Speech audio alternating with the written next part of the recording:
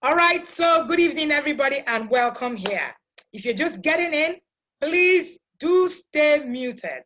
Do not unmute yourself so that we'll be able to, yes, I've already muted everyone, but I also, I think I gave the privilege for everyone to unmute. I think I should remove it. All right, so that you won't be able to unmute yourself until we're done at the question time, right? All right, great. So every single one of us is muted, and I guess that you're going to stay muted. So it's a lot more easier that way. Welcome back here. Welcome to this webinar today, right? My name is Wendy Ologe, and I'm the founder of the Intentional Parent Academy, right? This is a webinar organized for this, for parents who got a guide, right? For all the parents who got the teacher's guide. And for everybody who has a copy, I want to, I know that everybody who got link to be able to be here, it means that they got a copy of the guide. So we're going to be teaching you from that guide. And then of course, too many things that were not written in the guide, untold, right? I like to call it that are not written in the guide that you're also going to be able to hear today to be able to help you walk on your journey, right? So please pay attention, get a book, get a paper. I usually like to start my classes like this. Secluded classes, reading from a verse in the Bible. Even if you're not a Christian, it's fine. Take a look at the Bible as a book in this moment, right? So that you'll be able to understand where we're going to and where, I'm coming from. And today I mentioned that earlier when we were at the webinar, at the 40,000th webinar that we launched today.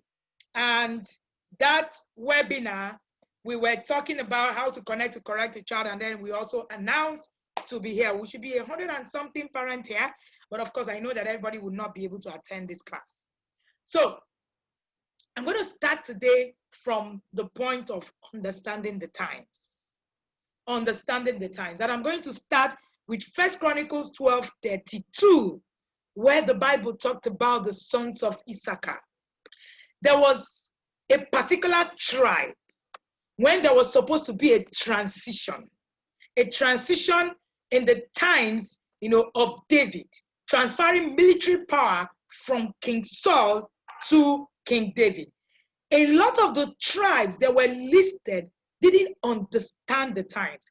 The Bible recorded that the sons of Issachar, the tribe of Issachar, contributed only 200 chiefs who were skilled in planning and in tact. If you've never read that scripture before, you should go back. Even if you're not a Christian, you can go back and take a look at it. The sons of Issachar understood planning and tact. And the Bible said that they understood the times and the seasons. They understood the times and the seasons. And I was reading something, recently, and I was looking at this same understanding the time. All right. And I saw that the sons of Issachar had analyzed their times and they had perceived correctly what those times were all about.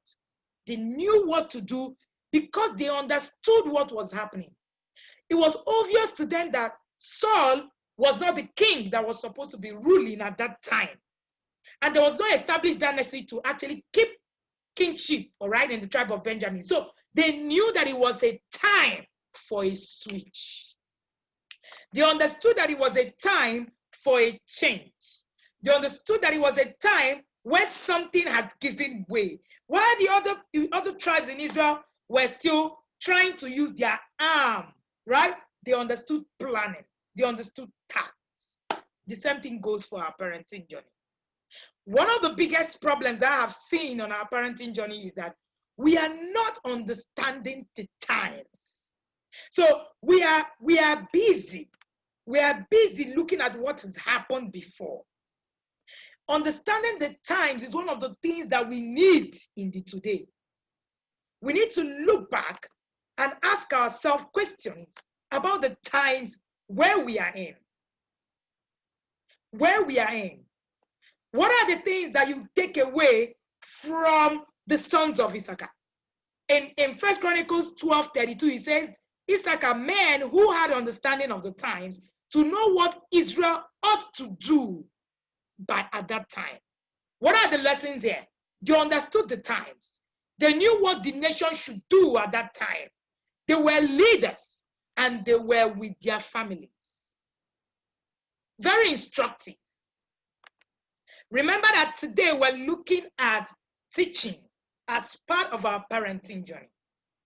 If we do not understand the times that we are in now, we're going to battle with whatever it is that we're doing now, right? Some persons are asking me, where am I? Because this doesn't look like my office at home. Yes, I actually moved base a bit. I'm in my parents-in-law's house for a bit. So yes, I moved a little of the base. There are people who have followed TIP for so long that they can identify that I'm not in my office today, right? So when you understand the times that we are in, then it's a lot more easier for you to understand what I talk about today. If you do not understand the times we're in, you're still going to be in that time. That's why when people say something, oh, but the Bible said this, oh, but the Bible said that, I agree. The words in the Bible, the word of God is, it's there, it's yeah, amen, and all that. But there is a place of understanding, a shift in anything that happens. Now we're coming down to parenting. Remember, we're talking about parenting. And I'm talking about the Bible, yes. Because the Bible is all-encompassing when it comes to anything, including parenting as well. So one of the things that I would want us to understand today is that the times are no longer what they seem or how they seem to be. There have been a lot of change. There have been a lot of shifts, and we must recognize that. The parent-teacher guide was actually created out of the bid that I saw that a lot of parents had a lot of struggles trying to teach because they do not understand the skills to teach. There are a lot of things that our parents could get away with, but the times where we are in today does not allow that. On my journey as a parent coach, I've actually realized that the problem is not just parents struggling to teach their children. The problem is parents struggling to actually not being able. Parents are, consistently struggling in their inability to understand what is happening in the now. Their inability to understand what is happening in the now. It's important for you to actually recognize that the problem is not, okay, yes, I'm not doing it well. Oh, I'm not. It's because the foundation is in, am I even understanding what is happening in our world today? So that's where we need to begin from. And I thought that being able to share, from this particular class will really help us begin to see some of the things that I say, right? There are a lot of things that you might not have time to explain, and then you have these guides and all that. So a lot of the times people have said to me, Coach, I think that these guides, you also need to put in, some work to be able to teach, some of us what we need to know, because there's a lot in it. And I can see that, a lot of parents are still struggling, right? So when it comes to understanding the times that we are in, it's as important as parenting. It's as important as anything that we are doing. So now the question we want to ask is, who is a teacher? I think that every parent understands that they are teachers. I think so. But what I do know is that a lot of parents do not understand that they require skill to be able to teach. So they understand that, yes, I'm the one that is teaching my child. But I don't think they understand that, okay, I'm the one teaching my child, yes, but do I really know what it takes to be able to teach my child? Let's go. How do parents develop teaching skills? Your teaching style is developed based on your belief, your personal preferences, your ability, and your strategy as regards discipline. Please, if you're in this class, I do not have the other guides for consistency for your own good. You need to actually get those guides and begin to build upon them. Now, this guide is a series of 10. This is the 7th. It was built upon for a reason, so that you'll be able to actually understand how and where you can, begin to look at your journey and put it in perspective. Now, your teaching style is dependent on your thoughts, your beliefs, your preferences, your abilities. Now, I like the word abilities. It teaches us that things you know will affect how you teach. Things you know will affect how you teach. So the place of knowledge can never be removed. You can't take away the place of knowledge. So what you know will determine how you teach it. So if you do not know enough for you to teach, then you're going to struggle. If you do not know enough for you to teach, then you're going to struggle. And you're also going to affect your teaching style. So who exactly is a teacher? Who exactly is a teacher? A parent is a teacher, I said so, but do parents recognize that it takes skill to be able to teach? I don't know so, and I don't think so. Some parents believe that the parent-child teaching relationship should be parent-centered, where the parent is the expert, the authority, the system, and it has its disadvantages. I'm going to ask a question, very interesting one at that. So write in the comment section, tell me, do you think that your child is going to learn everything from you? I want a yes or a no in the comment section. Right? I want a yes or a no in the comment section. I'm waiting for the answers as we go on. Do you think you can teach your child everything that they know? I can see no, no, no, and no. I'm seeing a lot of no's, and the no's are coming. Yes, keep chatting. I've not seen anybody that have told me yes. All right. All right. So you don't think that you have the ability to teach your child everything that they know? No, my child can't learn everything from me. No, I can't teach my child everything. Awesome. Now we need to recognize that there are limitations even as a parent. The limitations will include that your home, you see the confines of your home, the world does not revolve there.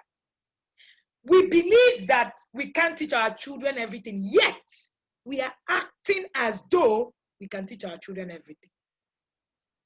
I heard somebody, I read somewhere, in a post where someone was saying that they've told their children that everything they need to know, they are the ones that must teach them, and no other person can teach them. Wow. I'm like, are you guys kidding me? No one person, not even one person can understand a human being in full. No one person. That's why I keep telling parents, engage the ministry of mentors, coaches for your children. Get people that you can trust to help you on the journey. Very key. Get people that you can trust to help you on the journey. So that is part of effectively teaching. It means that you are going to be able to look at the people around you and identify what is that person, what does that person carry that I don't carry? It's a simple thing. It's smartness. It's understanding the times. It is part of understanding the times. The world has become so fast that you can, even if you thought you could before, you just cannot. Because there's a limit to what you will know. And what happens is that you limit your children and set up fears in them. You project your fears also because you have limited them to the confines of your home, forgetting that the world is bigger than that small place that you live in. Very large, bigger in every way. So you are not the only teacher. You must recognize that part. You are not the only teacher. So you cannot be, you can't have, I am the authority and the expert. This system has its disadvantages, and it's not something that you want to begin to do in these times. So what kind of teacher are you? This will be determined largely on your parenting style. How many of us here know about our parenting style? What kind of parent are you? In that guide, I put the different kinds of parenting style: the authoritarian, the authoritative, the uninvolved, and the permissive. And there was a diagram in that guide that shows you what kind of parent you are, what kind of parenting style you're using. So looking at that diagram, can you share with me what kind of parenting style are you using? If you're using a combined style, please let me see that also in the chat room. I want this class to be as interactive as possible. Let me see that in the chat room. What kind of parenting style are you using currently? What kind of parenting style are you using currently? Are you the authoritarian? Are you the authoritative? Are you the permissive parent? Or are you the uninvolved parent? Let me throw a bit of a light to all of them. The authoritarian parent is the one that says, I'm the boss. You know the way most of us grew up. We grew up in an authoritarian setting. Because I said so, you must obey. It is me, I'm the parent. I need to punish you. Everything is rigid. There's no, the relationship is centered more on rules than it is on relationship. The authoritative, it's self-regulatory, has a lot of guidelines that children can follow. There's a lot of guide, there's a lot of structure in this kind of parenting. It's enabling, it's flexible, there's self-regulation, there's warmth, there's support. All right? The uninvolved, they are distant, they are uninterested, they are passive, they are neglective, they are absent, even without knowing that they are absent. Today I shared in the masterclass. If you didn't listen to it, you should go and listen to it. I shared in the masterclass about the uninvolved parent. The uninvolved parent. All right. So, and I was talking about being emotionally not available. Somebody said that they did not get the guide. Somebody said that they did not get the guide. Chinyere, is that Chinyere Obina? I think everybody got the guide, and I even made an announcement. All right.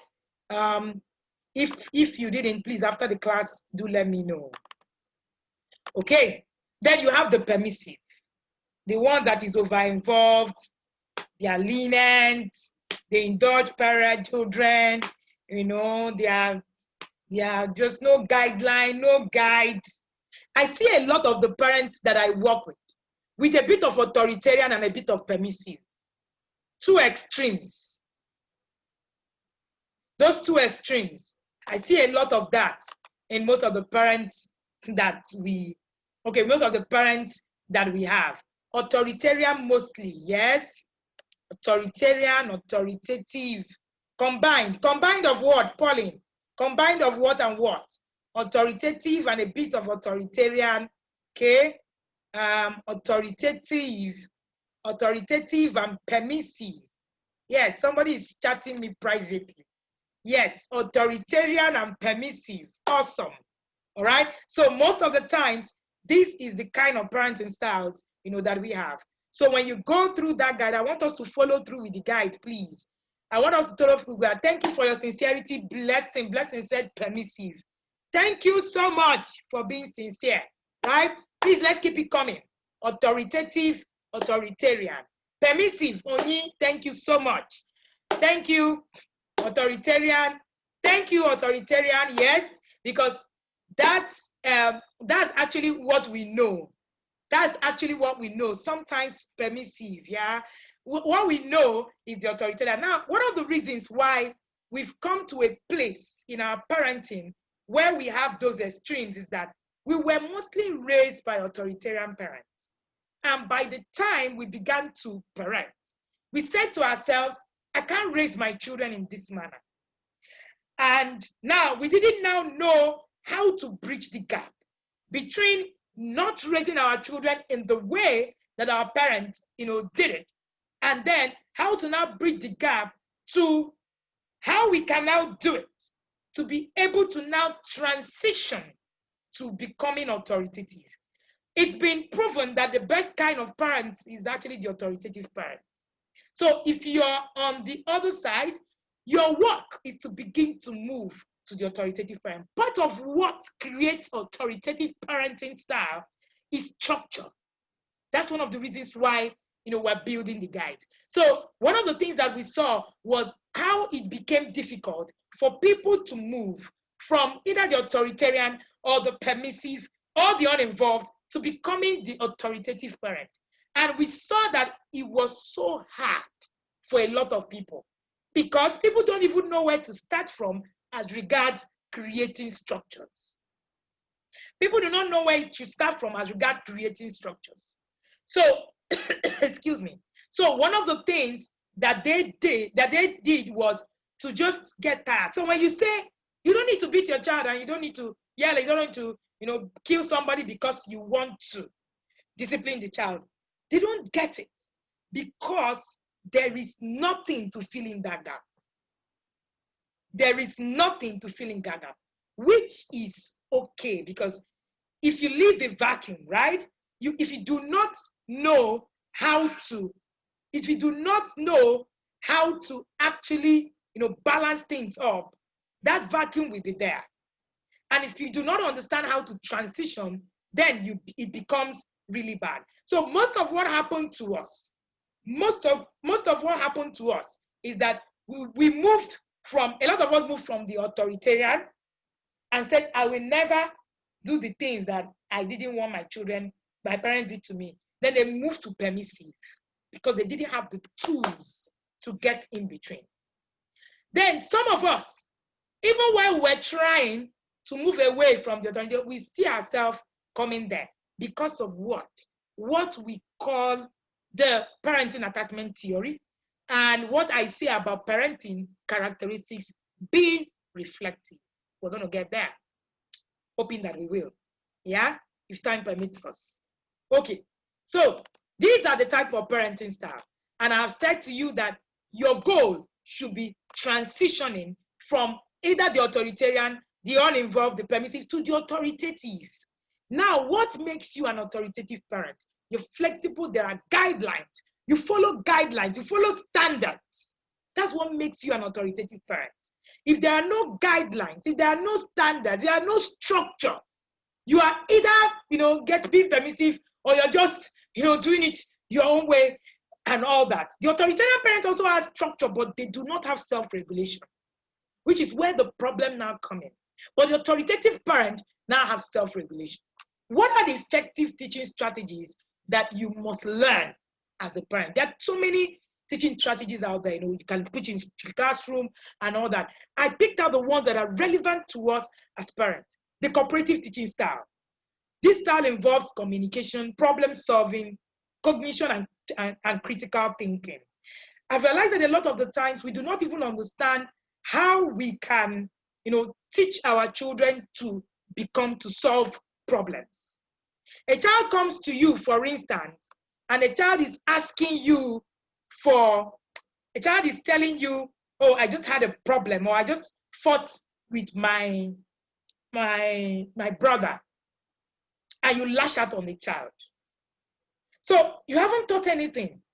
It's because you have not also mastered the art of being able to teach problem solving. You need to now begin to teach your children, how do you look at problems and begin to solve them. In our guide, the preteen skills guide, we shared on, how breaking it down, how you can actually teach your children critical thinking, problem solving. I need to run so that we don't, kill time here. And, cognition. It will help your child.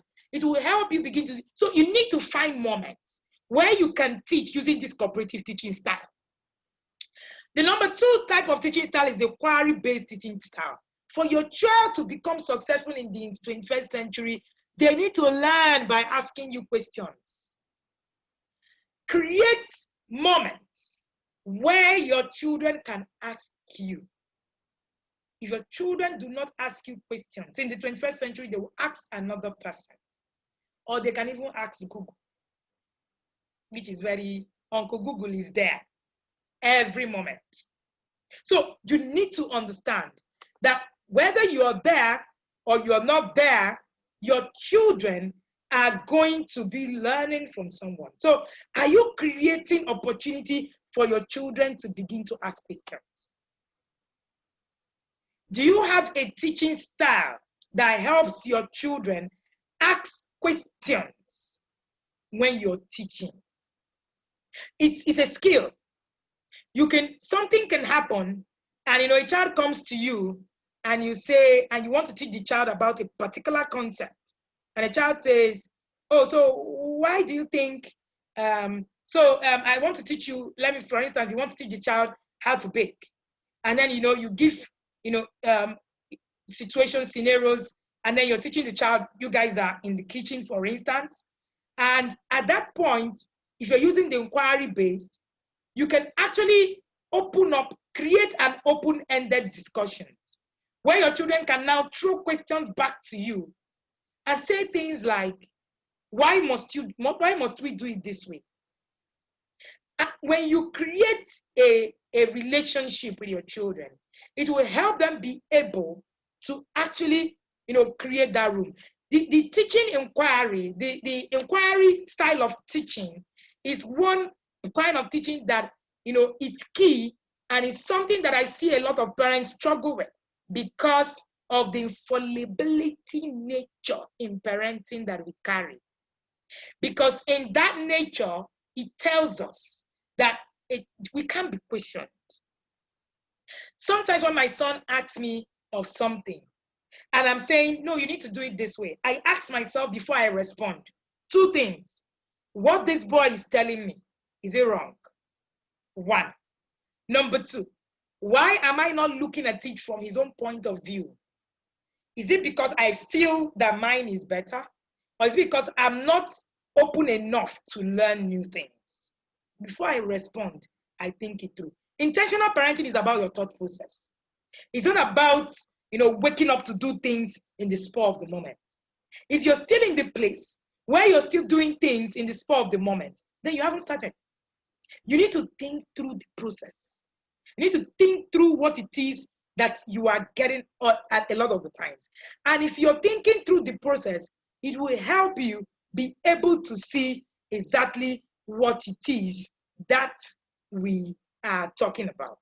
So when it comes to, being able to inquire, it is in your teachability spirit. You must also become teachable to be able to use this, place. Allow your children question what you say sometimes. You can even go further to help them research more on the issues. You must remember that you are not the only one that can teach your child. They will learn from others, and sometimes they will learn from others what you don't know. You need to position them to assess these materials, to assess these people, and get the right information. My son gets coached on life skills by my youngest brother. Our daughter, he also has, a coach that does, where he does skills, coding. Our daughter does writing coaching. And she also gets life skills from another, a friend, right? So a lot of the times there are things that they say because they've been able to assess, many things that I might not have assessed. So I position myself in a place where I need to be humble enough to learn. So this is a teaching style that is very, very important, where you position your children to assess materials and assess people that can get them the right information, and then begin to inquire. And then you keep the lines open for them to tell you and teach you.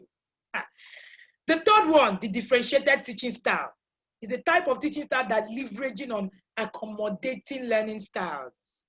So this understanding can help you teach your child better. There are different kinds of learning styles. For those of us who have never taken the course, Understanding Your Child's Learning Style is a course in the academy. You have the visual child, you have the hands-on child, that's the kinesthetic child, and have the auditory child. Let me say this. If you teach your auditory child with the visual teachings, you're going to struggle. I remember that before I understood a lot of the things that I'm teaching now, I have a foster daughter that is 27. And I remember that there were lots of struggle on my journey with her because I didn't understand that she was an auditory learner. Sorry, she was a visual learner. So many times I say things to her and I ramble up a lot of instructions and I feel pressure because she was not understanding me. So it felt like she was trying me, like parents would say. She was trying to try me. So at every point in time, I was frustrated. Why will I finish giving instructions? I'll tell you things. And I didn't understand that the auditory learner cannot make out instructions that are too long in split seconds. When I understood it, I began to break down and put it in a place that she can visualize easier. Our son is a kinesthetic learner. If you talk a lot, you've lost him. So you need to understand, what kind of child am I parenting? So how many of us here know how our children learn? Please put in the comment section. Let me see you. Do you know how your child learns? Do you know the kind of learner that you're parenting? Let me see. What kind of learner is your child? I've been the one talking. I want to have everybody talk. Do you know the kind of learner your child is? Do you know the kind of learner your child is? Let me know. Do you know the kind? Where are the inner circle parents? They are here. All right, Chinyoro yet. Do you know the kind of learner? Yes. All right. Yes, the people that have already taken the course understand the kind of learner their children are. Yes. Topper, yes. All right. Shola, yes. Okay, awesome. Please, let's see more comments. Kinesthetic learner, yes. Yes, Dr. Angela, yes. Visual, yes. Kinesthetic learner, visual, awesome. All right. So, do you know how to teach your kinesthetic learner and differently from your auditory learner? Do you know how to teach your kinesthetic learner differently from your auditory learner? Do you know the difference? Do you know the difference? How to teach your auditory learner, your visual learner, and your kinesthetic learner? One of the reasons why a lot of people struggle with their teaching is this factor. This is a key factor in teaching. Right? But yet to understand my child learning style. Okay, awesome. When a child is a kinesthetic learner, that doesn't mean that a child does not have other learning styles. It means that it simply means that the child is, it simply means that a child learns dominantly, by that particular learning style. So you need to understand what dominant learning style is my child. And do I know what I need to do? How I need to actually teach my child that particular thing as regards his learning style. This is that differentiated, learning technique. This learning technique that actually shows you how you can look at your son and say, he's a kinesthetic learner. If I teach him this way, he doesn't understand it. Oh, yes. So you can be teaching your kinesthetic learner, talking all through, and you lose them. By the time you make 1, 2, 3 sentences, 1, 2, 3 sentences, you lose your kinesthetic learner. Your auditory learner is that child that when you say it, they hear it and they are able to assimilate it. All right, so that's basically it. I just did the summary. You can watch out in the academy when that course will be launched. I think we have a launch for it in October, so that you can get in. It's actually one of the most important things to understand about your child, how they learn, because how they learn will determine how you teach them. I've also realized a lot of parents, do you even know how you learn? A lot of parents do not even know how they themselves learn, because how you learn will affect how you teach your own child. You can learn more. We did a split tree, a more explanation in our disciplinary strategy guide. If you have it, I know most people here have copies of all our guides. Please go back to the disciplinary strategy guide to learn more on this, different kinds of learning style. And if you want to also understand more how you can help them in their studies, how you can use this, then you can enroll for our course when it comes up, looking out in the academy. Number 4, the use of technology is a strategy that leverages on technology to teach your children some stuff that they need to know. What kind of technology? How intentional are you using technology to be able to teach them? So these are all these things that we've put together are all different kinds of learning strategies as a parent, teaching strategies as a parent. But every experienced teacher knows what strategy to use per time. Now, that's the particular thing that this guide is about. How do I create teaching strategies? How do I create teaching strategies? In that guide, you will see a template. That template guides you through on what do I need to teach. I use this template to teach my children. Whenever I want to teach a new concept, I put it out. We have a board. We have a board in my daughter's room where we put, we stick it, right? And then we look at it, and then we put, pointers. And then my husband and I many times paste on our wardrobe where we're pretty much very serious. Sometimes we are able to create, PowerPoint presentations to be able to teach some things, some skills that we want to teach. But most importantly, it's not just the organized one. The intentional teaching is very key, but the unstructured ones are very important as well. Step 1, you need to learn and understand central concepts. What you are to teach. Never teach your child from the place of ignorance. Because when they find out that you are wrong, you will lose credibility. You will lose credibility.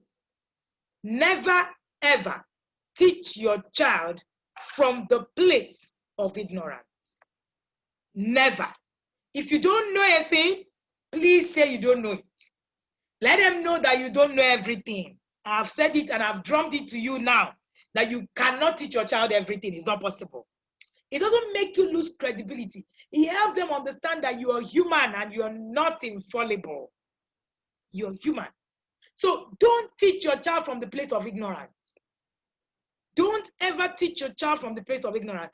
There are things that my children have asked me and I do not understand the concept in full. And I say, I honestly do not understand this concept. There are times that I need to teach my children a particular thing and I don't know how to go about it. I go and look for resources that can help me teach it.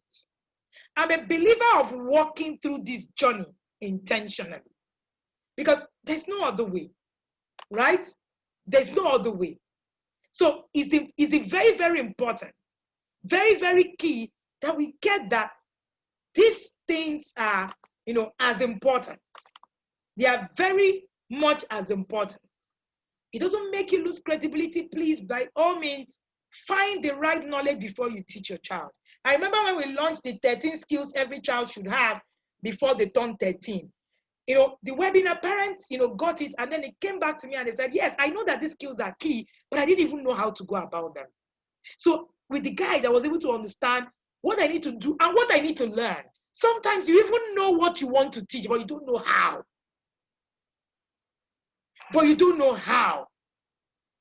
So step 1 is to learn and understand the concept that you want to teach. Step 2, you need to create learning experiences. What experience do you want your child to have teaching them that concept? You must intentionally create it. It could be a trigger to their emotion. It could be joy. It could be anything. Something to put them through a think tank. It could be anything, but you must intentionally create it.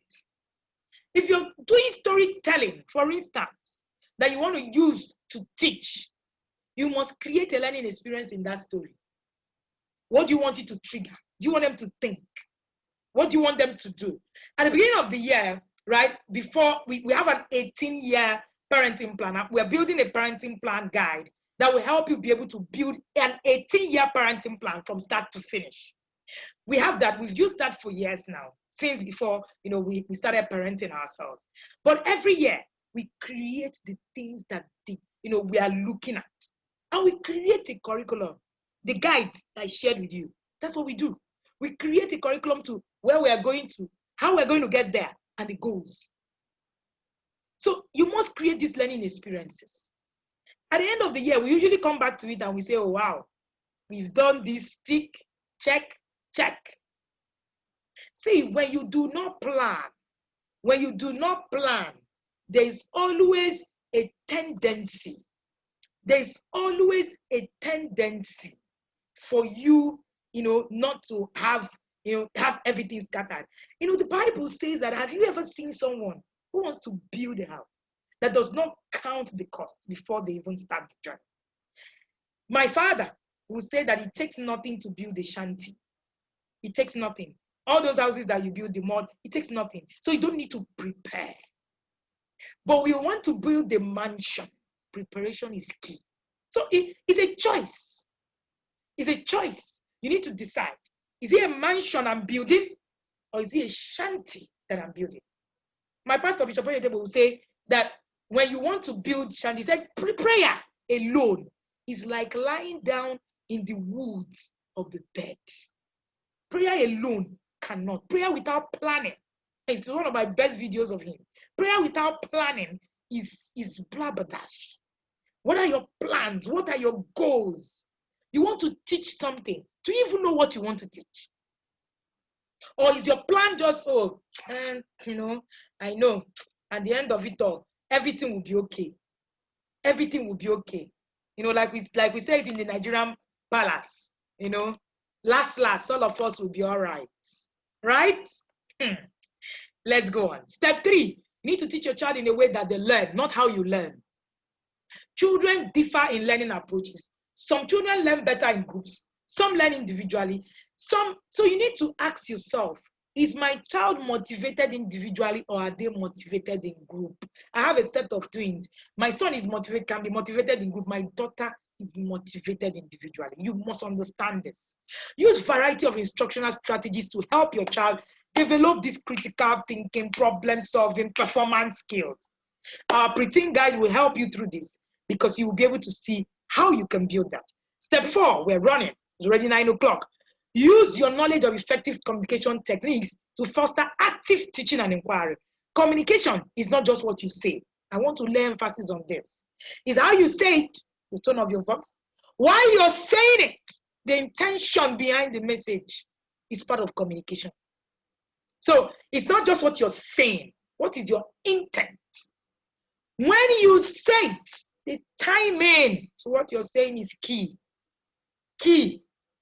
You come back in the house, like I was saying today, it's lack of, it's part of being emotionally uninvolved, where you're always criticizing, you're always, timing. Does it mean that you cannot say those things? Yes, you can. But timing, when? If you're constantly doing that, then there's something wrong. What you don't say is part of communication. Sometimes what you don't say actually tells the person listening to you more and gives a clearer picture of what you're saying. Another point is what your body is saying, your facial expression, your posture, your gesture. Do you know that if I'm teaching you this thing and I do not understand what I am saying, do you know that I will lose you? Do you know that if you read on my face that I'm not sure of what I'm saying, you will see it? I don't need to come and say, actually, I'm not really sure about this thing. If you listen to someone who has a message that they are sure of, and you listen to someone who has a message that they're not sure of, trust me, you will be able to differentiate the difference. It's usually very clear. Why? Because there's something about what you are not saying. There's something about what you are not saying. So that's part of communication. So effective communication skills include that you must listen actively. You must understand your verbal, non-verbal communications, like the things, your eyes, the way you're doing. You must understand questioning, and then there must be feedback. You can't be talking and it's your word, and your word is final, and there is no feedback. You must show empathy. Empathy is part of communication, yes. Empathy does not mean you agree. Empathy means that you are, first of all, connecting with the emotions of the person that you're talking with. Empathy does not mean you agree with what the person is saying. Recently, a friend of mine who has been running, who ran into some issues, called me, and at that point, what a normal person, normally what you would do is, but I told you, oh, you did not listen. At that point, it was a critical time. All I did was to show empathy, listen, and show empathy. That's all I did on that first day. By the next day, I was able to say, okay, what do you think we can do about it? Till today, I haven't told her, but I told you. Does it mean that what she did is right? No. They're two different things. It only means that I want to stay on the path of showing empathy first. It is the same way we must deal with our children. Your child do something, the first place to stay, is the place of empathy. I'm going to share this story, with you. It happened just a few days ago. So my son had come into my room and had looked at one of my plays a lot with my stuff. So one of my necklaces, and then he came in, and then while he was trying to fiddle with it, does a lot of fixing and removing, and then he removed one of the parts, and then he put it out and tried to fix it back. He didn't. I know how to fix it back. Of course, it was tough for him. I wasn't even there. When I came back I was in the office, right in the house. So when I got back into the house, he said to me, I saw a letter. He had gone to sleep. It was already 9 o'clock. I saw a letter that said, "I'm so sorry, Mom.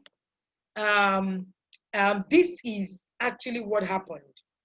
It was not intentional. I truly, really am sorry.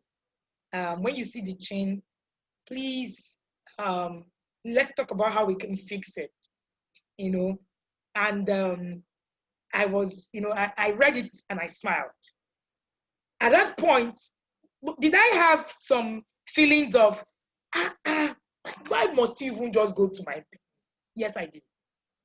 But at that point, I preferred that the first thing that I need to show was to empathize with whatever process, whatever it is that must have happened, which I did.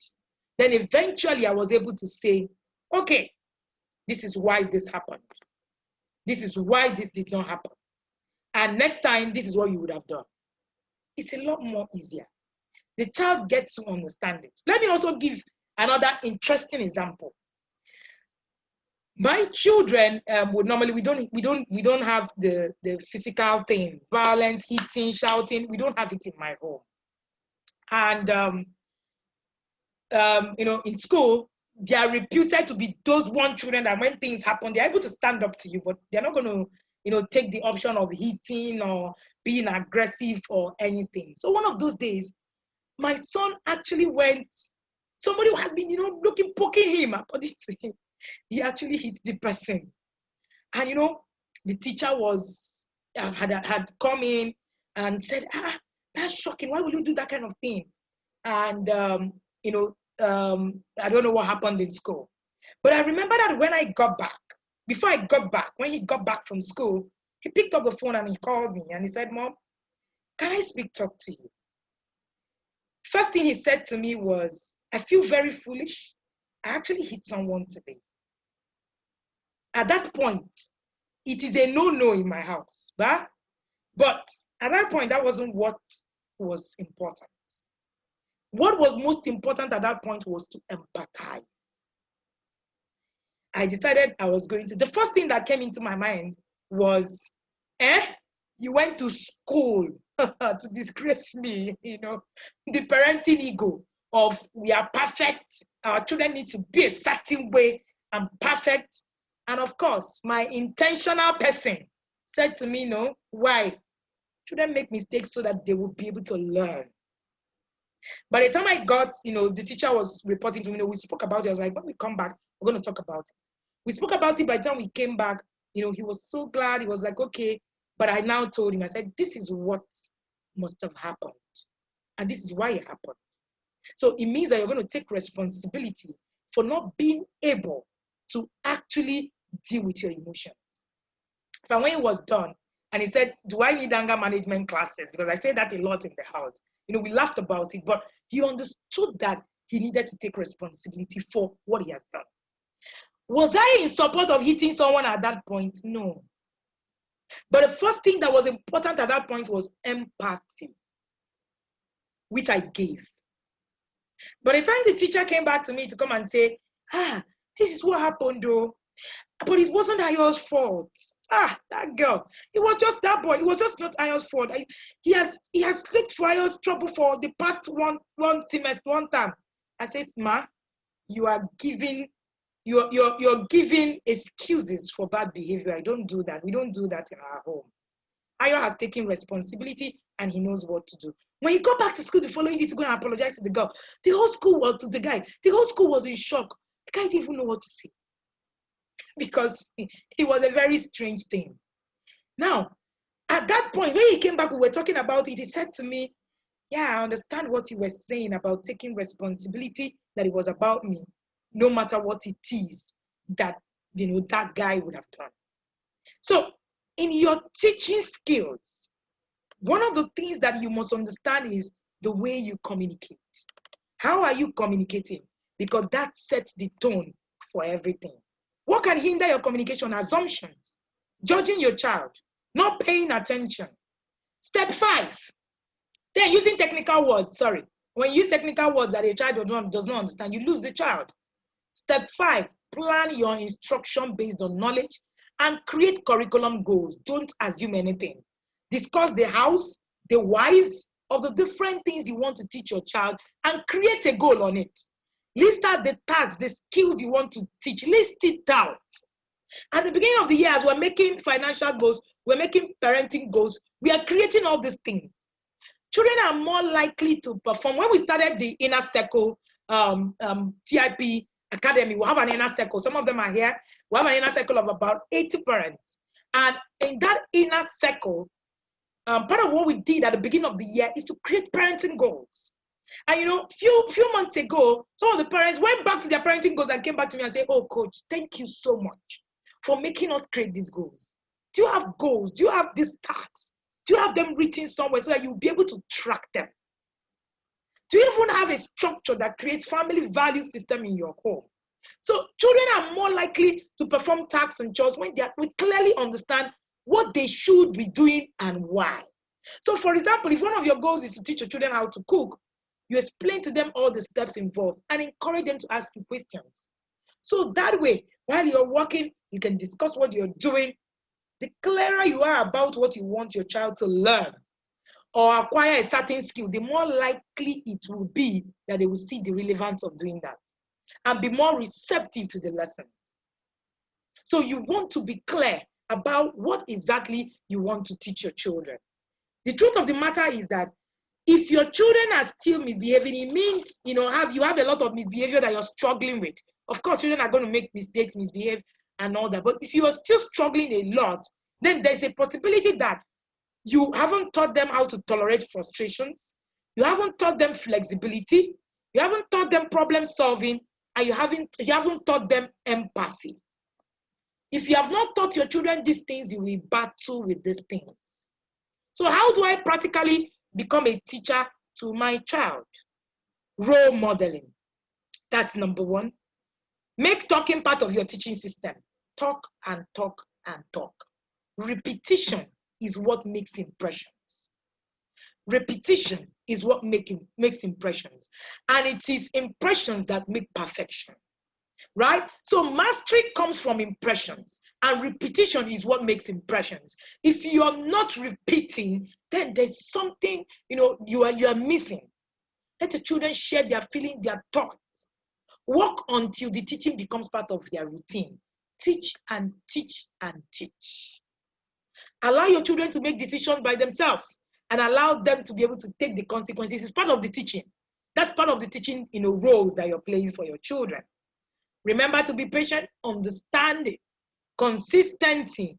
You will see yourself teach your children to success. When you look at that guy, you will see the template that you can use to be able to create the thing. What do I want to teach? List it out. I want to print out this guide. If possible, print it out so you can use this, last part of it to be able to create a template for every time that you want to teach a particular thing. What teaching techniques will effectively teach my child? Remember, this teaching technique is not like you're going to use them all at once. You need to think about it. What suits my child per time? What kind of learning experience am I looking forward for my child to having? What outcome am I looking forward for my child to have? Right? So these are some of the things that you must understand. Right? You must understand. Yes. So you need to repeat and repeat. That's what brings mastery. That's what really brings mastery. All right, before I share about the attachment theory, I'm going to share a bit about that. I'm going to take questions so that we'll be rounding off by 9:30 so that we'll be gone here. I'm going to take questions. If you have questions, just use the raise hand button. We will unmute you so that you can ask your questions. Thank you, everybody, again, for trusting me to do this with you. I don't take it for granted. I feel honored. I'm grateful, and thank you for being here. I know that a lot of people were not able to make it. I think we had about 150 people that were supposed to be here, and we have about 45 here at the moment. We've done some recording, and we're hoping to get it out there. So if you have questions, please raise a hand. If I don't see a hand raised in 1 minute, then I want to assume that we're good. All right. Yes, Uchechukwu Nomso, go ahead.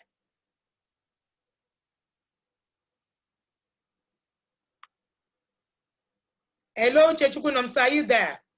Hello. Good evening, everybody. Good evening, Coach Wendy. Are you hearing me? Loud and clear. Okay, sorry. I thought the webinar is by 9. Was it 8 o'clock? Wow. Did you get the message? I did, but my mind was just saying it was 9 p.m. I didn't bother because I thought is that the question you have, ma? Yes. I didn't get anything. I just came in now. I've been waiting for 9 o'clock to log in. Sorry, the webinar was at 8:15 because you got a message that said 8:15, ma. Thank you. Sorry. Any recording? Yes, you will get a recording. I will try and see how we can have that in a place. All right. Thank you. You're welcome. All right, Lorita, you can go ahead. Hey, Lorita, you can go ahead.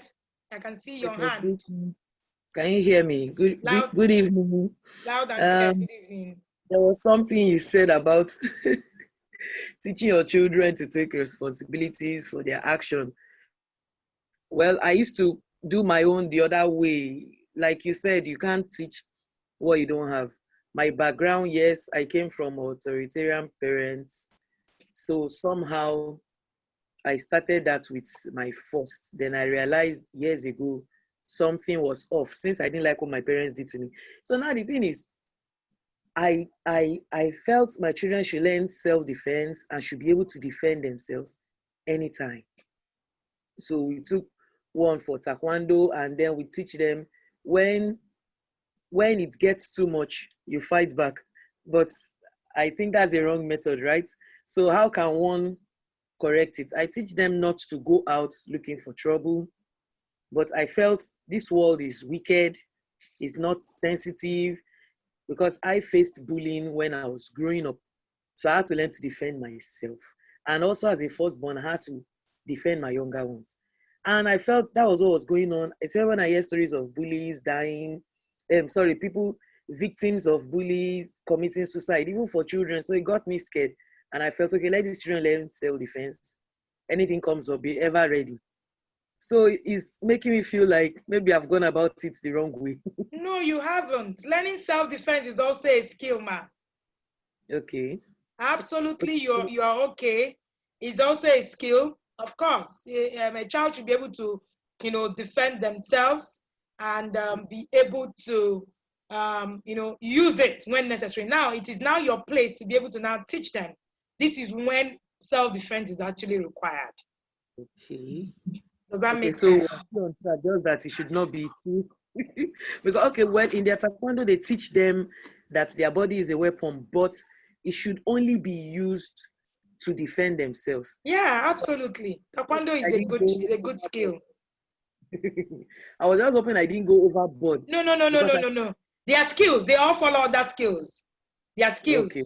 Yeah, they are skills. So having, the ability for self-defense is a skill. You don't know where they will, need it and when. So it's a great skill, man. Okay, thank you. I just wanted to be sure that I was on track. Yes, ma'am. Well done, ma'am. Yeah. All right. So Nafemi, please go ahead. You should be unmuted. Hello, good evening. Hi, good evening. Well done, coach. Thank you. Yeah, the question I have is in series, and you just answered that one of them with the question she just asked. Okay. My children are boys. The other one is much more older than them.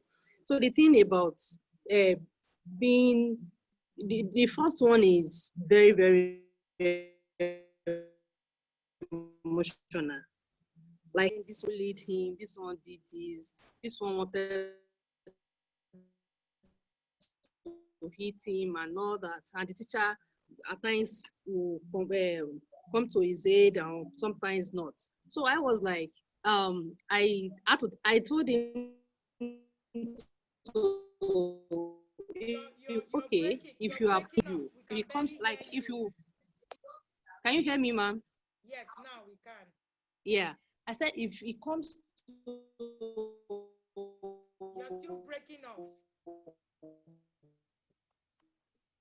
So sorry, Nafemi, when you are back, do let us being know. physical. Hello.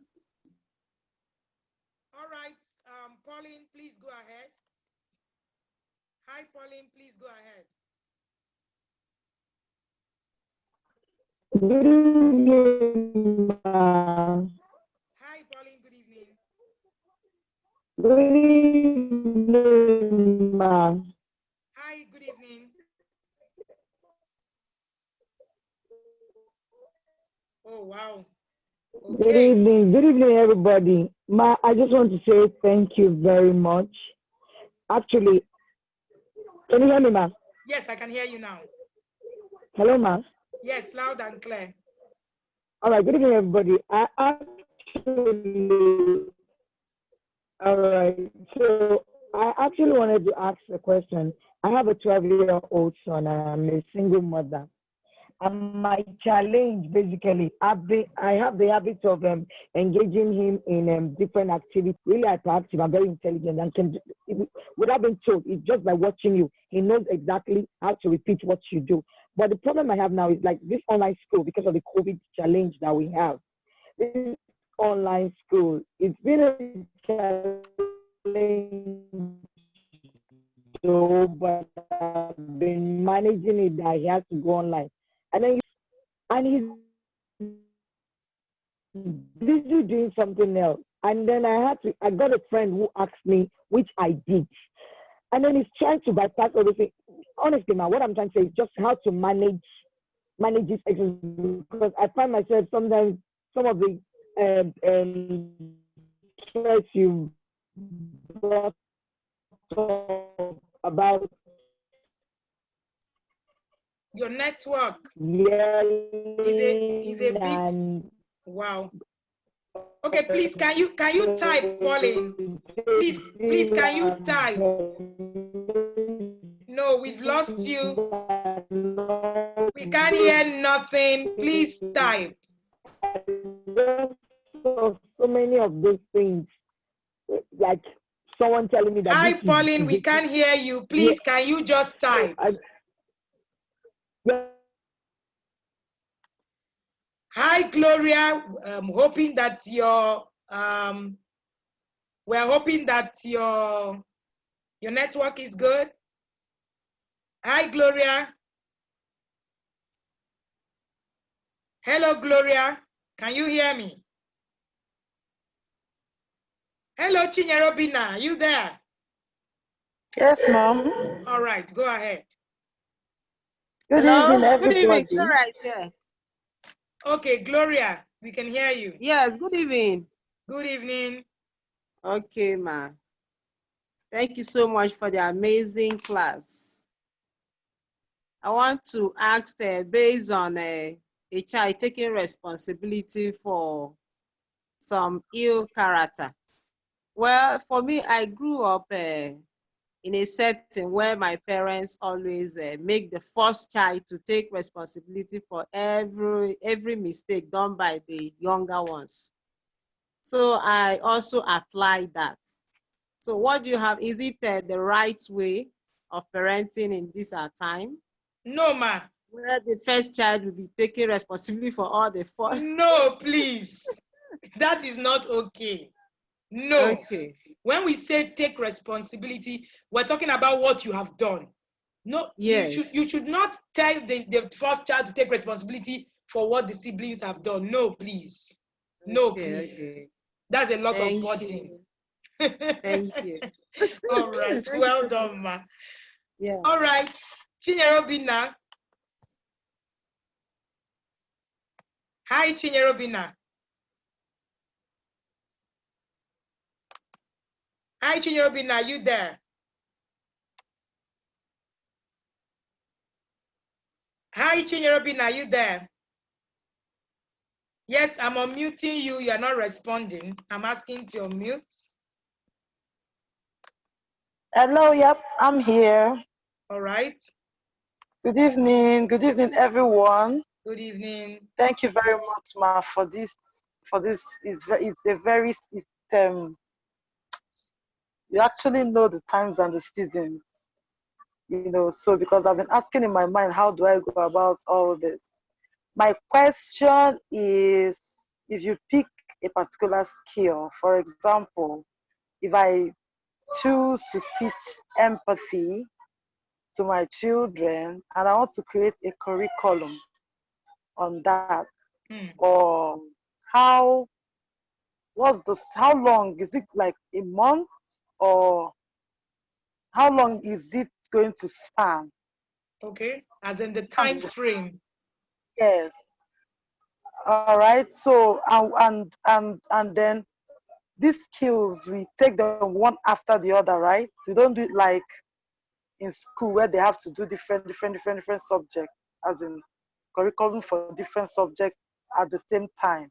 We have to take the skill one at a time. And then how long? Maybe 1 month. Yes. Okay, so if you look at the preteen skills guide, you will see how every single one of them is building on each other. So for instance, you want to teach empathy. You can't say, oh, so in 1 month, I'm going to teach my children empathy and they will understand empathy. So you need to actually, you know, create, in the school of empathy, what do I need to teach a 2-year-old about empathy? Do you understand what I mean? In the school of finances, for instance, in that go back to your preteen skills guide, I know you have it. In the school of finances, what do I need to teach my child at age 4? Create that curriculum to span what you need to teach at age 4, right? Just for the age 4. Don't teach your child what they need to learn at 10. You are now struggling with the child. Of course, the child might not be able to pick it. Does that make sense? Okay. Something like self-regulation when it comes to empathy is a lifelong thing. For you, even you have not finished learning self-regulation. Your brain is going to complete that at about 40. Okay, so you need to understand, what exactly do I do? What do I need to teach my child at this age? My child is 2. They need to learn how to cook. This is how I created a curriculum for cooking for the twins, for instance. We started at 6. We put out, what exactly do they need to learn about cooking at 6? That's how we did it. And that's why at 10, they are able to man the kitchen without us being there. All right? So what can they learn at 2? We started putting cooking as a skill in our curriculum that we create in our parenting goals every year by the time they turn 6. So we built on it. By the time they were turning 9, we have reached the point where we're saying, we have 1 more year. They need to have been able to prepare meals that we all can eat. So we built on that. So you can see how long it spanned for us to be able to build that to the point where they are able to man, that as a skill. Well understood. Yeah. Awesome. So you need to understand where your child is per time and what they need to learn per time. I think that is one of the things that you need to look out for, and then you follow it through in that manner. So if you pick empathy, go and look at what in the empathy skill can my 2-year-old learn. So I start teaching it now. I create it and say, so throughout this year, I'm going to teach this. By the time it turns 3, I'm going to teach this. So when you pick that skill, you're moving on it. Like, for instance, we've done the cooking and we are done. As you're looking at me, we're done with the cooking thing. But my daughter loves to cook and she wants to go to a culinary school. Now that's taking the step above me. I can't teach that one. Me, I know that I cannot. So I have already started looking for where should we go and learn it. So this is how you build it. You now get to a point where you tell yourself, okay, I've built my daughter as, to do writing. She writes a lot of stories and all that. But I found out that I have limitations. I don't really have the time to follow up, blah, blah, blah. At this time, it has gotten to a place where I've gotten her a coach to be able to write, to be able to coach her on what to do, take it to the next level. So these are the things that you need to build on. So when you build on it, you will now know when it has passed you, you need to take it to the next level, or have you finished, or are you still going on your own? These are some of the things that you need to look out for. I hope that answers your question, ma'am. Perfectly, ma'am. Thank you All so right. much. All right. I'm glad. All right. I can't see any other hand up. I've also been able to, okay, I can see Nifemi's question. How do I make my oldest son, who is very emotional, take responsibility? And 2, how do I make my 4-year-old son take responsibility? How do I understand when I'm being serious to when I'm playing his upcoming expressive child? He can't still really express himself properly, especially when he's angry. It is because you've not taught them self-regulation. So this is what you do. Go and look at the skill. If you have done the course, Becoming an Emotionally Intelligent Parent, then you'll be able to understand how you can help your child build their emotions. So you need to help your child build their emotions and take responsibility. The only way is for you to teach them, and teach them in this line of build up, like I shared, in Chinyere Obinna's question, where you're building it up in, layers, in curriculums, where you're saying, okay, this is where we are now. How do I help my child in the moment where we are? All right. So I think that's where you need to start from, right? My growing up background was not impressive, Pauline, and considering I'm parenting alone, it hasn't been easy. So this period of online school has been tough managing him. Very intelligent. I find myself most times worked up just trying to get things right, get him to obey instructions. Pauline, I'm sure, I think you have the media plan guide. Discuss the media plan with your son, and be able to understand what needs to be done and what not needs to be done. It means that there are also a lot of things that he hasn't learned as regards skills. A child can be smart and intelligent, but does not have the required skills to be able to deal with the things that they need to deal with. These are some of the things that you need to actually work on, right? So I need you to, go back. If you've if you've taken, I will also recommend the course, Becoming the Emotionally Intelligent Parent, for you, so that you'll be able to look at where you're coming from and then begin to look at where you're going. That will help you a great deal. That course comes up on October 2nd. If you're here and you're interested, you can chat me up privately for it. The early bird offer is still on. People have trolled me, and we decided to extend the early bird offer till Monday. So please, it is a good place to start your journey. Most of the parents who are in my inner circle, part of what you need to do is actually to begin, on that. So it's going to help you a great deal. Nafemi, all right, you're talking about your child. All right, Pauline, you're talking about your child not being able to express themselves when they're angry. Just lack of skill, lack of self-regulation. That's what it is. Lack of self-regulation. You must teach it for them to get it. You must teach it for them to get it. And even when you're teaching it, it's still not as easy. I told you, me that started teaching, we started teaching our children from day one. Yet, we still, have to do these instances. They make mistakes once in a while, and we're able to, them do it. But I was only able to do that because I worked on my own emotions. That's the only way I was able to actually begin to teach them. So you need to actually get that. Is it that so being quiet really is not being emotionally intelligent. So a lot of people will say, but I don't shout. No, it's different. There's a lot, that goes into, do you know how to identify emotion? Do you know how to pin it up? Do you even know where you're coming from? Do you even understand, your parenting patterns? Do you know why, it's coming from? So being quiet, being calm, I'm calm, I'm emotionally intelligent. No, it's not the same. So it's one of the classes that I recommend for any parent that comes, in contact with me. Please, there's nothing, the ignorance is one of the killers of this journey. Ignorance is one of the killers of this journey. Evangel is asking, how do you make a 2-year-old take responsibility? Can you leave this? Can you leave this 2-year-old Evangel, right? Making excuses like the other person. She's 2. Begin to teach her self-regulation. That's a good place to start from. Begin to teach her self-regulation. So just look at where you are as a parent and begin to take responsibility from the point where you are. It's easy for us to say, I cannot register for courses, so I don't even have money. Remember where we started from. Remember where we started from. We started from the point of understanding the times and the seasons. The sons of Isaac. And if you understand the signs of and seasons, you understand that there's a paradigm shift in parenting. And that paradigm shift, we didn't learn it. They were not learned. So I would rather, people have asked me a lot of questions about a lot of things. I was telling the parents in the inner circle, and I said, if I bring my statement on knowledge that I acquire, you are going to go crazy. So I'd rather not even talk about it. But you know why? Because I've understood that the times and the seasons have changed.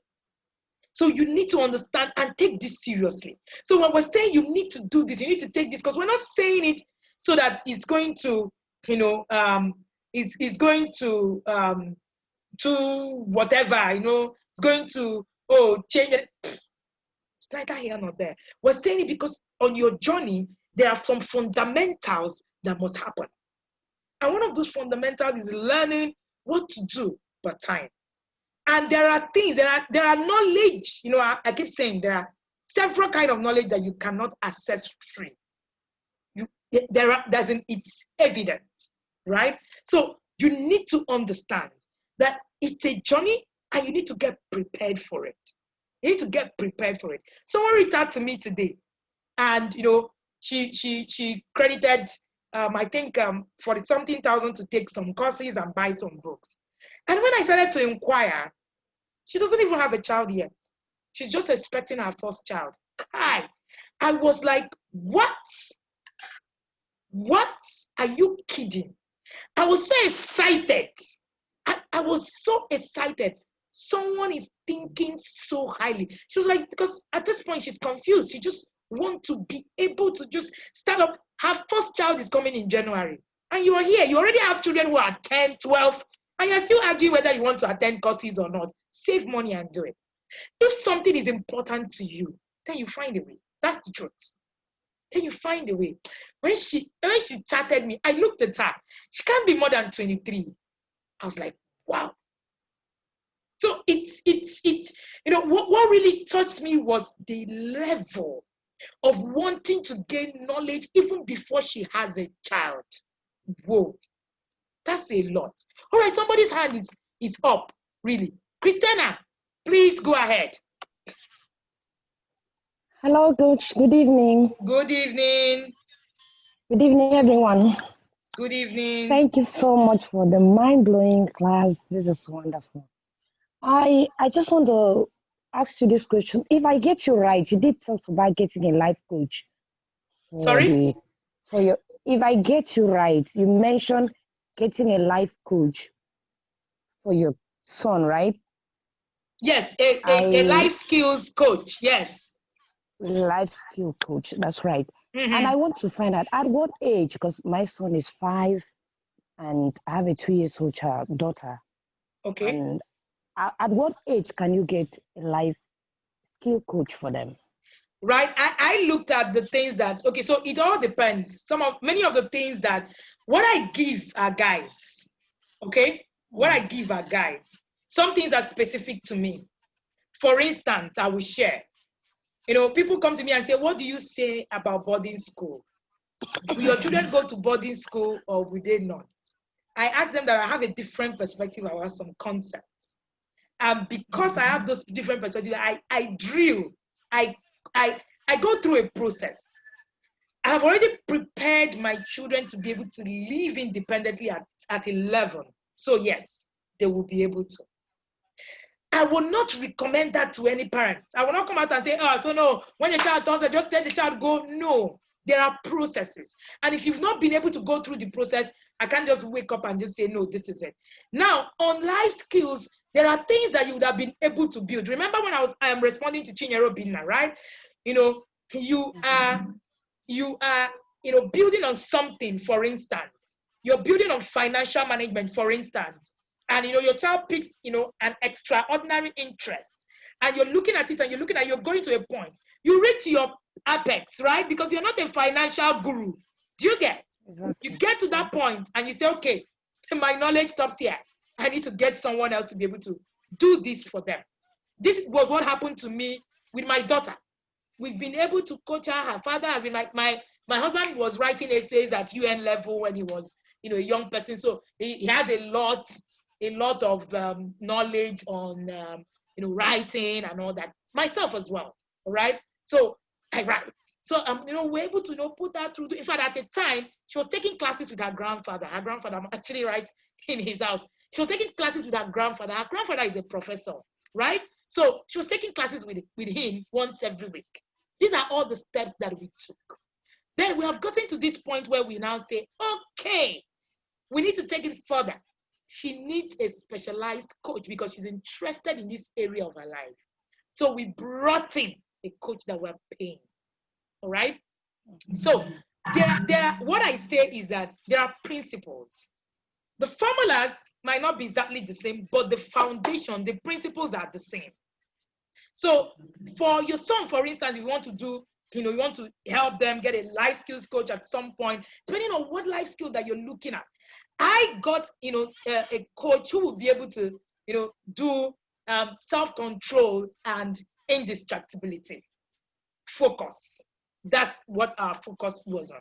We've been able to build some kind of, curriculum with him until he turns 10, and then we're like, okay, he needs to be able to now take it further, because I know that one of the skills I want him to be able to master is focus. It's one of the skills that have helped me in life. So it's one of the skills that he has been able to master. So we built that. So you need to now be able to say, what am I building in my child? That's why you need to now start now. So you get to a point, maybe when the child turns like 10, or maybe when the child turns like 15, whatever age it is that your child is turning at that time, that you now tells you, okay, I've done my part. I now need, somebody who has, a higher knowledge. Then you can now move it to that point. I don't know if my answer makes sense to you, Christina. Certainly. Thank you very much. I really appreciate it. All right, ma'am. Okay, I think this is the last question. I was hoping that I was going to be able to look at this part that talks about, you know, attachment theory. It's actually a small part, a part of we've reviewed the Becoming an Emotional Intelligent Parent course. This is a part that, you know, of it, one of the units that I was going to be able to share it with us, you know, today, but time won't permit me. We've already done almost 2 hours here. So if you want to be part of that course, you know, that's where you'll now be able to now learn what is my attachment theory, how can I use it to be able to now help. Because I've realized that even in the teaching skills that we're talking about, if you're not able to work on your emotions, it becomes a lot more difficult. But most importantly, please get the guides. Those guides will put structure, all right? So we still have the 7K for all guides today. Those guides will put structure on your journey. What I'm sharing in the guides are the, you know, principles, the fundamentals, and these are the things that will help your children transition. Remember, we're talking about transitioning. And if your child does not transition from one point to another, they will struggle. A lot of the times you see men who are still doing things that they shouldn't be doing. It's psychological. The problem is that they couldn't transition. We couldn't build something around their system that can help them transition. So it's that transitioning that we are trying to help parents put a structure to, right? Have you been able to build a curriculum that takes you from one path to other? And you're looking like you're 10 years. That's why you need an 18-year plan where you're looking at your child in 18 years and you're looking at how they transition. You're looking at what they need per time. A time comes in the life of my child where they will need more mentors that, you know, they will need, you know, a lot of mentors where I will be part of them. All right. So these are all stages. Do you have a structure put to it? If you do not have a structure, your children will fall into the wrong hands. Your children will fall into the wrong hands. I am a believer of purity. You know, my friend is here. She's also here. We call her the purity coach. I am a 100% believer for both male and female. And already I have a purity coach stationed for my son. I don't want to assume that these things will just happen. Let me teach it. If he decides to make another decision, it's fine. But I want to be able to teach it because it is part of the process that I'm creating. So it gets to a point where we're already putting, you know, some factors, but there's a limit to what I can teach at some certain age, right? So it's organized, well put together, all right? I'm waiting. So we need to be able to, you know, put a lot of structure to our journey. Whatever plan you don't make, then you are planning, you're planning to fail. So you need to don't fail to plan your journey. Please don't fail to plan your journey. I am very, very interested in your journey. Many of the times when people come in contact with me like this, I like to be able to make impact in their lives, especially on their journey. So please don't go on this journey carelessly. Please, it is worth it to put in your time. It is worth it to put in your resources to be able to go on this journey. So thank you again, everybody, for trusting that I can do this with you. Most importantly, please walk the talk. Don't just come here and we have done, we don't do classes. This class is free. We don't do classes for this amount. Never happen. All right? This class is absolutely free. So don't come and assess, you know, this class free and just tell yourself, oh, you know, and you know, and we're going to just put it out and all that. Please, I beg you, please do things, you know, with them. Do make sure that you use them. Chinyobin, I've already said that my time is out, and you're going to go ahead and do the attachment theory in the class, the emotional intelligence class. So if you want to be part of it, so please reach out to me. Right? Somebody's asking me what is a sexuality coach. So at some point, we want to be able to actually get to the higher point of teaching sexuality for our children.